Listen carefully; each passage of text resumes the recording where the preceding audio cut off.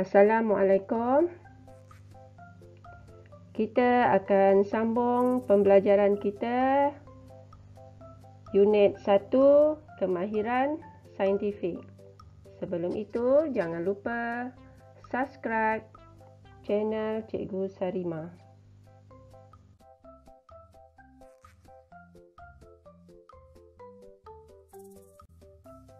Kemahiran proses sains seterusnya ialah membuat inferen.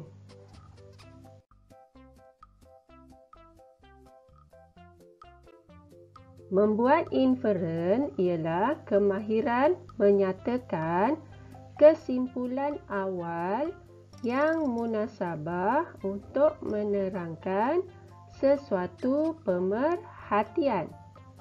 Inferen tersebut mungkin benar ataupun tidak benar.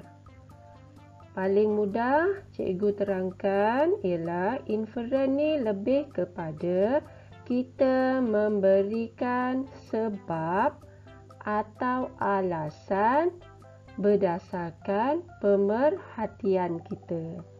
Okey, cikgu akan tunjukkan contoh-contoh untuk membuat inferen.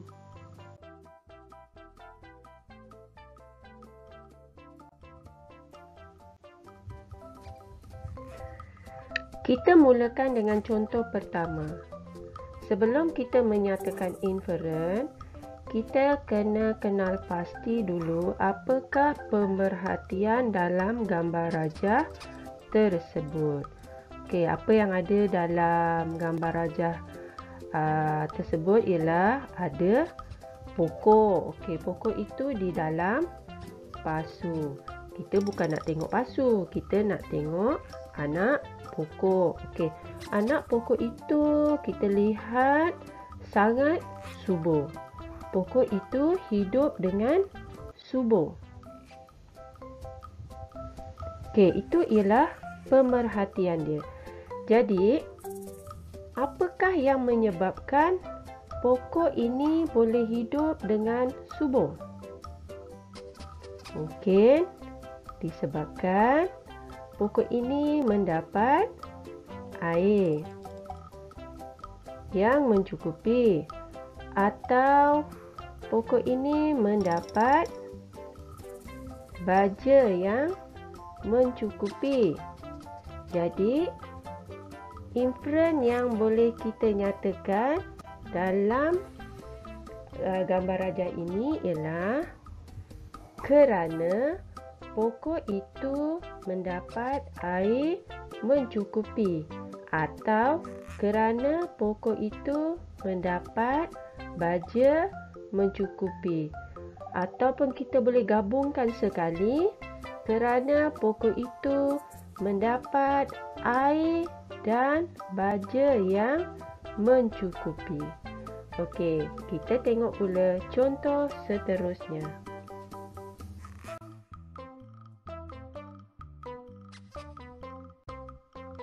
Okey, kita lihat pula contoh gambar rajah ini. Sebelum kita menyatakan inferen, kita kena membuat pemerhatian. Okey, kita lihat pokok di dalam pasu ini telah mati. Ingat ya, apa yang kita uji ialah pokok, bukannya pasu. Jadi pokok di dalam pasu ini telah mati. Okey, itu ialah pemerhatian. Jadi, apakah yang menyebabkan pokok ini mati? Okey, mungkin ada beberapa sebab. Antaranya, tidak mendapat air mencukupi. Okey, kalau pokok kita siram dengan air yang sedikit pun, pokok itu boleh mati. Ataupun mungkin pokok ini tidak mendapat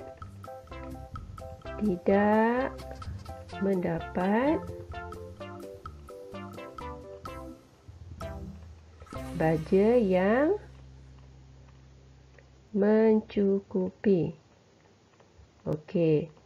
Ini mungkin alasan dan sebab yang munasabah kita boleh beri. Jadi, cara kita menyatakan inferen, kerana pokok itu tidak mendapat air mencukupi, atau kerana pokok itu tidak mendapat baja mencukupi. Atau kita boleh gabungkan kedua-duanya sekali, kerana pokok itu tidak mendapat air dan baja yang mencukupi. Okey, seterusnya kita pergi kepada contoh yang lain.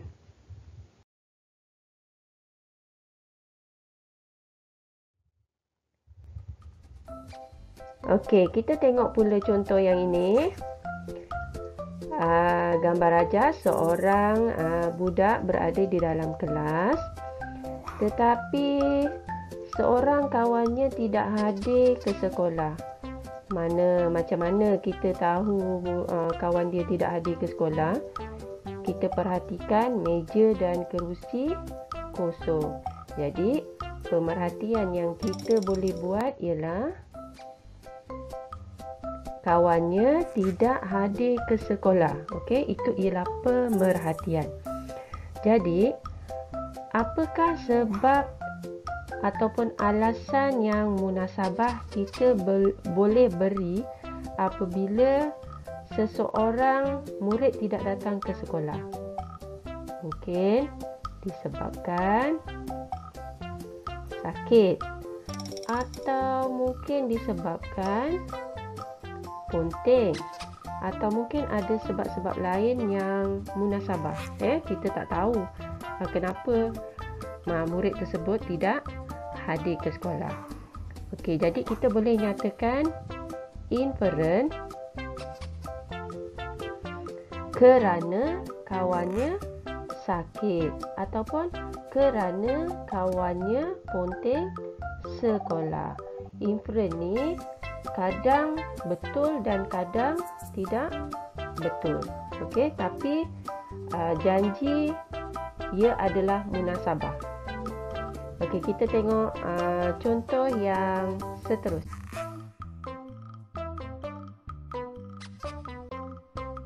Okey, cikgu akan bagi contoh yang terakhir. Kita buat pemerhatian kepada gambar raja. Okey, seorang budak sedang menangis. Itu yang kita lihat. Okey, budak itu menangis. Agak-agaknya, apakah yang menyebabkan budak menangis? Biasanya, kalau budak menangis disebabkan lapar, atau mungkin disebabkan hendak minum susu. Okey, gambar ni menunjukkan budak yang masih kecil. Okey, jadi inferen yang kita boleh nyatakan ialah kerana budak itu lapar, atau kerana budak itu hendak minum susu.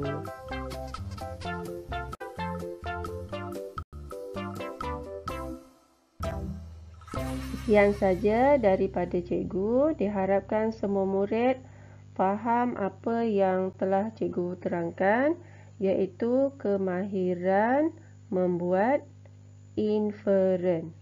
Okey, sekian saja dan selamat belajar.